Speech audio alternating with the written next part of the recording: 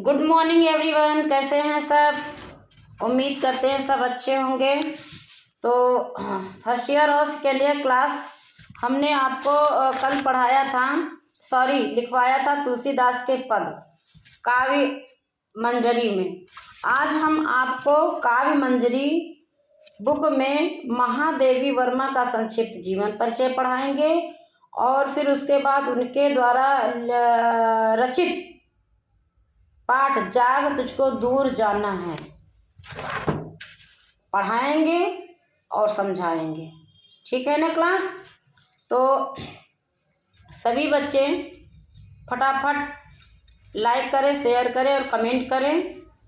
और जो नए बच्चे हैं वो हमारे चैनल यूट्यूब पर Hindi with Sushila ma'am search करें और जितने वीडियोस आपने मिस किए हैं हमारे उतने जा कर के प्ले लिस्ट में देख ले। जैसे ही आप हमारा Hindi with Sushila ma'am search करेंगे वैसे आपको सारी नोटिफिकेशन हमारी आपको मिलती रहेगी। ठीक है क्लास? तो महादेवी वर्मा का जन्म सन 1907 में फर्रुखाबाद में हुआ था। सन 1907 में कहाँ हुआ था? फर्रुखाबाद में हुआ था। बाल्यकाल से ही इनका झुकाव काव्य की ओर था। बेटा बच्चों को जो बच्चे करते हैं बड़े हो करके उनकी आहट माँ बाप को और समाज को धीरे धीरे उनके बचपन से ही प्रतीत होने लगती है कि बच्चा ये आगे चलकर किस राह पर जाएगा, तो उनको आहट होने लगती है। तो ये जब छोटी थी, बाल्य अवस्था में थी, तभी इनको जो है काव्य की जो है वो रुचि थी, काव्य में रुचि थी। कविताएं पढ़ना, कविताएं लिखना, गाना गाना, ये सब उनके मतलब था। उनकी प्रसिद्ध रचनाएं हैं निहार, रसीम, नीरजा, संध्या गीत, यामा, दीपशिखा, साधनी, काव्य रचनाएं। ये उनकी काव्य रचनाएं हैं। अतीत के चल चित्र, स्मृति की रेखाएं। स्मृति की रेखाएं एक चैप्टर इन्होंने लिखा है, ये हमने भी पढ़ा है। उसमें एक गिलहरी वाला होता है ना, फिर है ना, ये हमें लग रहा है कि हमने 6 में पढ़ा था। इस श्रृंखला की कड़ियाँ, निबंध संग्रह तथा आलोचनात्मक निबंध संग्रह आदि पर इन्होंने अपनी लेखनी चलाई है। इनके काव्य संग्रह नीरजा पर सेकरिया पुरस्कार इनको मिला है। यामा पर मंगला प्रसाद पारितोषिक प्राप्त हुआ है। इनको जो है मेडल भी मिले हुए हैं। भारत सरकार ने इन्हें पद्म भूषण की उपाधि से भी अलंकृत किया है, वो सम्मानित की गई हैं। इन्हें ज्ञानपीठ पुरस्कार से भी सम्मानित किया गया है। हिंदी साहित्य सम्मेलन ने इन्हें भारतेंद्र पुरस्कार की भी उपाधि प्रदान की है। महादेवी वर्मा छायावाद रहस्यवाद के 4 प्रमुख कवियों में से एक हैं। अगर आपसे छायावाद और रहस्यवाद कवियों के नाम पूछते हैं तो आप महादेवी वर्मा का नाम लिख सकते हैं। इन्हें आधुनिक काल की मीरा भी कहा जाता है। करुणा आपकी रचनाओं का मूल भाव है। ये जो भी कविताएं लिखती है उसमें करुण रहस्य जरूर रहता है। महादेवी वर्मा जी की भाषा संस्कृत निष्ठ खड़ी बोली। सन 1987 में इनका निधन हो गया। ये 1987 में जो है इनका निधन हो गया, स्वर्गवास हो गया। बेटा जो पृथ्वी पर मृतलोक में आया है तो उसे जाना ही पड़ेगा, है ना। मान मेरा कहना नहीं तो पछताएगा, मिट्टी का खिलौना मिट्टी में मिल जाएगा। इसीलिए आप लोगों से भी कहते हैं, उठ जाग मुसाफिर भोर भवा, अब नींद कहाँ तो सोवत है। जो सोवत है वो खोवत है, जो जागत है वो पावत है। इसीलिए आप लोगों से कहते हैं कि अगर जिंदगी को अच्छा बनाना चाहते हो, अच्छी ज़िंदगी जीना चाहते हो तो अभी कठिन परिश्रम आप कर लो, फिर आपको सरलता आ जाएगी, ज़िंदगी सरल हो जाएगी। अगर आप अभी सरल ज़िंदगी को समझोगे फिर आगे चल करके जीवन संकट में बीतेगा। समझो मेरी बात को सारे बच्चे। अगर आप अभी नहीं जागोगे फिर कभी नहीं जागोगे। बहुत से बच्चे अभी देखिए फरवरी मार्च में एग्ज़ाम आने वाले हैं तो उनके मन में जानते हो, अरे यार अभी शादी ब्याह कर ले, फंक्शन अटेंड कर ले, और जनवरी में स्टार्ट करेंगे, फरवरी मार्च में पेपर होंगे, सब पढ़ डालेंगे। ऐसा नहीं होता बेटा। आप उस समय इधर का उधर का, यहाँ का वहाँ का, ये दिमाग में रहता कहाँ से प्रश्न उत्तर ढूंढें जो हम अच्छे से नंबर पाएं। तो टाइम बर्बाद नहीं करते। आइए उनके द्वारा रचित पाठ जाग तुझको दूर जाना है। महादेवी वर्मा जी जो हैं वो जगा रही हैं, चाहे आप मुसाफिर को कह लीजिए, चाहे आप उन सैनिकों को कह लीजिए जो हिमालय पर्वत पर आपकी सेवा में खड़े हुए हैं, या फिर आप अपने आप विद्यार्थी जीवन में जीने वाले विद्यार्थियों को कह लीजिए। सबको जगा रही हैं, समाज को जगा रही हैं। कौन? महादेवी वर्मा जी। आपके पाठ काव्य अंजलि में लिखा है, जाग तुझको दूर जाना है। अभी आपको सोना नहीं है, चलते जाना है। मैंने अभी आपको बताया ना कि जाग मुसाफिर भोर भवा, अब नींद कहाँ तू सोता है ना। तो चिर सजग आंखें उनींदी, आज कैसा व्यस्त बाना, जाग तुझको दूर जाना। समझ रहे हो ना। अगर जिन बच्चों को अपना लक्ष्य आगे अच्छा बनाना है तो उन्हें विद्यार्थी के वही 5 लक्षण याद करने होंगे जो आप पहली कक्षाओं में पढ़ चुके हैं, आपके टीचर्स ने आपको बताया है। ब्रह्मचर्य रहना, आलस त्याग देना, ध्यान देना, खाना और हर चीज़ में कम से कम समय बिताना, सिर्फ और सिर्फ पेपर और अपनी बुक से मित्रता करना। अचल हिमगिरी के हृदय में आज चाहे कम हो ले, या प्रलय के आंसुओं के में मौन आलसित ओम रो ले, आज पी आलोक को डोले तिमिर की घोर छाया, आज या विद्युत शिखाओं में निठुर तूफान बोले, पर तुझे है नाश पथ पर चिन्ह अपने छोड़ आना, जाग तुझको दूर जाना। मैंने कहा ना, जो जागत है वो पावत है, जो सोवत है वो खोवत है। तो जगा रही हैं आपको अपनी नींद से। अब ये नहीं, ये नींद का मतलब ये नहीं कि आप रात में सो रहे तो रात में ही जगा रहे, नहीं, जिंदगी की नींद से आपको जगा रहे, आलस दूर भगा रहे। क्या कह रही हैं कि सिपाही जो स्वतंत्रता के लिए हमारे देश की सीमा पर, हमारे देश की रक्षा के लिए, वो ना बर्फ को देखते हैं, ना तूफान को देखते हैं, ना ओलों को देखते हैं, किसी भी कंडीशन में, किसी भी स्थिति में वो हिमालय पर, आप यहाँ दीपावली और होली मनाते रहते हो और वो सीमा पर खड़े गोलियां खाते रहते हैं। तो उनकी सीख के द्वारा आपको बता रही हैं कि अगर आप विद्यार्थी जीवन में हैं तो आपको अपने विद्यार्थी जीवन के 5 लक्षण अपनाते हुए आगे जिंदगी को बढ़ाना है। चाहे बर्फ गिरे, चाहे कंपन हो, चाहे आसमान से ओले पड़े, चाहे तूफान आए, कुछ भी हो जाए, घोर अंधेरा हो, तूफान आए, घोर अंधेरा हो, रास्ते पर आपको सबको पीछे करते जाना है। हमने बचपन में एक कविता पढ़ी थी कि पृथ्वी कहती धैर्य न छोड़ो, और सागर कहता है लहरा कर, और पर्वत कहता शीश उठाकर, है ना, तुम भी ऊंचे बन जाओ। जिन्होंने अपने को खोया है उन्होंने ही इतिहास को रचा है।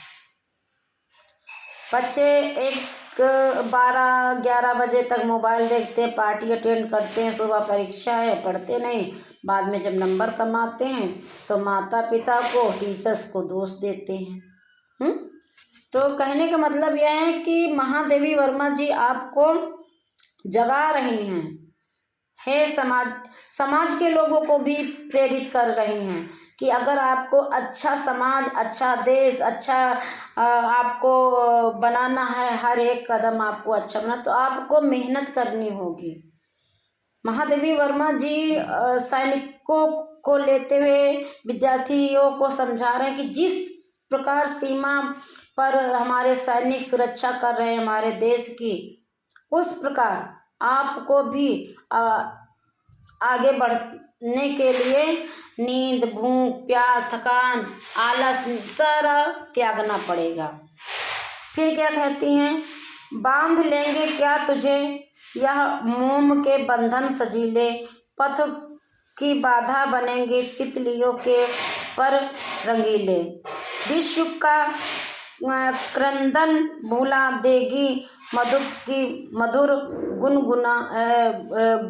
गुन क्या डुबा दे तुझे यह फूल के दल ओस गीले, तू न अपनी छाह को अपने लिए कारा बनाना, जाग तुझको दूर जाना।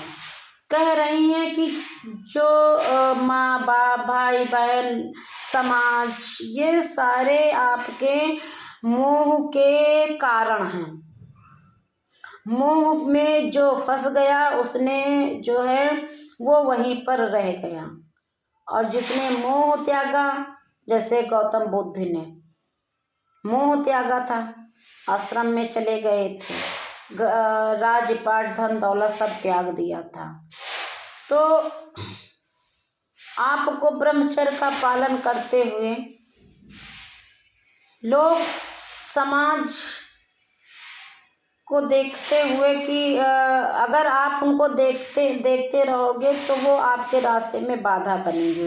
अब जैसे बाधा का मतलब ये है कि बहुत से गांव में अभी भी है लड़कियों को पढ़ने की इजाज़त नहीं दी जाती है, आगे बढ़ने की इजाज़त नहीं दी जाती। हाँ, लेकिन जिन लड़कियों को इजाज़त दी जाती है वो भी गलत इस्तेमाल करने लगती हैं। इसीलिए समाज अभी भी लड़कियों और स्त्रियों को उतना महत्व नहीं देता है। कुछ लड़कियां हैं जो बाहर निकलने लगती हैं, फिर वो मर्यादा को भूल जाती है, अपनी संस्कृति को भूल जाती है, अपनी सभ्यता को भूल जाती है। उनको देख करके जो लड़कियां कुछ अपने लिए, अपने परिवार के लिए, अपने गांव के लिए, अपने समाज के लिए, अपने देश के लिए कुछ करना चाहती हैं, उनके हाथों और पैरों में बेड़ियां पड़ जाती है। उन्हीं लड़कियों का उदाहरण दे करके तो तितलियों जैसे रंगीन तितलियां होती हैं, वैसे ये समाज रंग बिरंगा है। अभी आप बाहर निकलोगे, 4 लोग आपकी को रोकने के लिए खड़े हो जा रहे, यार छोड़ो क्या करोगे, हैं, ऐसे करके। और अगर आपने ऐसा किया तो आप जहाँ हो वहीं पे रह जाओगे, फिर आगे नहीं बढ़ पाओगे। ब्रज का उर एक छोटे आसुरकड़ में धो गलाया, दे किसी जीवन सुधा दे, 2 घूंट मदिरा मांग लाया। मदिरा शराब नहीं, उसको मत लीजिए। सो गई आंधी मलय की बात का उपधान ले क्या, विश्व का अभिशाप क्या चिर नींद बनकर पास आया। अमृता सुत चाहता कि मृत्यु को उर में बसाना, जाग तुझको दूर जाना। अब जो आया है वो जाएगा, यहाँ कोई जो है वो नहीं है उसका परमानेंट कि यहीं पे रहेगा। ये अमृत ने वो नहीं है कि आप अमृत खा के आए हो तो यहीं पर रहोगे। ब्रह्मत लोग हैं, सबको जाना है। लेकिन किसी कवि ने कहा है, क्या कहा है कि नर हो न निराश करो मन को, कुछ काम करो, कुछ काम करो। बचपन में हमने कविता पढ़ी, हमें याद नहीं है पूर्ण रूप से, शायद नरोत्तम दास जी ने लिखा है, कन्फर्म नहीं है कि उन्होंने लिखा या नहीं लिखा, लेकिन मुझे डाउट है कि उन्होंने ही लिखा है। तो क्लियर है मतलब कि शायद उन्होंने ही लिखा है। उठ जाग वो, हाँ, नर हो न निराश करो मन को, कुछ काम करो, कुछ काम करो, जग में रहकर कुछ नाम करो। यह जन्म हुआ, इसे व्यर्थ मत गंवाओ, कवि ने लिखा है। ये आप लोगों के लिए लिखा है कि खेल कूद करके, टीवी देख करके, मोबाइल चला करके, दोस्तों में गप्पे मार करके आप जीवन बिता ले, फिर बुढ़ापा आ गया, फिर बुढ़ापे में आप क्या कर पाओगे? जब जवानी भर 30 और 40 की उम्र में, 25 की उम्र में आप कुछ नहीं कर पाए, नाम नहीं रोशन कर पाए, अपना छवि नहीं बना पाए समाज में, फिर आप 40 के बाद क्या करोगे? तो महादेवी वर्मा जी भी आपको सावधान करते हुए कह रहे हैं कि अगर आप आए हो संसार में तो कुछ करके दिखाओ। कह न ठंडी सांस में अब भूल हुआ जलती कहानी, आग हो उर्व में तभी द्रग में सजेगा आज पानी, हाय भी तेरी बनेगी माननी जय की पताका, राख क्षणिक पतंग की है अमरदीप की निशानी, है तुझे अगर सैया पर मृदुल कलियां बिछानी, जाग तुझको दूर जाने। कह रही है कि हे सैनिक अब यहाँ पर सुरक्षा जो देश की कर रहे हैं, उनसे कह रहे उठा अपनी बंदूक, उठा अपनी तलवार और अपनी देश के लिए मर मिट, क्योंकि अगर आप सीमा पर तैनात हैं और दुश्मन सामने से गोली चला रहा है और आपने उसका मुकाबला नहीं किया तो आपकी गोली लगेगी, आप यूं ही मर जाओगे। तो कुछ ना कुछ अपने देश के लिए कर, ताकि जब भी आपकी आरती उठे तो लोग आपकी फूलों की वर्षा और जय जयकार करते हुए आपको सैया तक लिटाएं और अंतिम संस्कार करें और सब आपको याद करें, ठीक ना। इस जीवन को मनुष्य रूपी जो ये शरीर मिला हुआ है, इसे व्यर्थ मत गवाओ, इससे कुछ ना कुछ करो जिससे आप अपने माता पिता का, अपने गांव का, अपने समाज का, अपने देश का कल्याण कर सके। Thank you class. अगर कुछ मिस्टेक होती है तो उसे कमेंट बॉक्स में लिखिएगा। इसकी जो व्याख्या है, इसके जो पद्यांश पर आधारित प्रश्न उत्तर हैं, वो अगले टर्न हम इसको कराएंगे। फिलहाल अभी के लिए आप महादेवी वर्मा का जीवन परिचय लिखेंगे और उसे अच्छे से याद करेंगे। और जाग तुझको दूर जाना है मुसाफिर के मतलब बारे में एक बार ये याद रखना कि आपको यहाँ पर सचेत किया गया है। Thank you.